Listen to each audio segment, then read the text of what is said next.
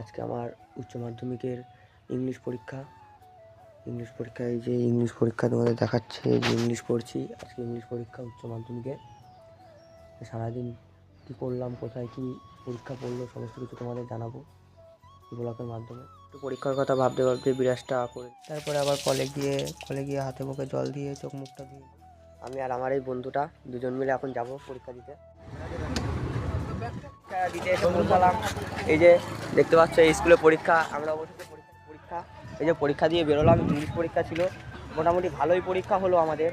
তাই গাড়ির ভিতরে পরীক্ষা দিয়ে বাড়ি আসার পরে বাড়ি বসেই ছিলাম।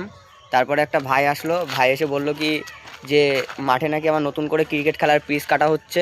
তো মাঠে এই যে এখানে এই যে পিচ কাটা হচ্ছে, তোমরা দেখতে পাচ্ছ এখানে পিচ কাটা। এই যে গাইস, অবশেষে খেলার মাঠের থেকে খেলা টেলা করে এই যে ঘরে আসলাম। ঘরে এসে একটু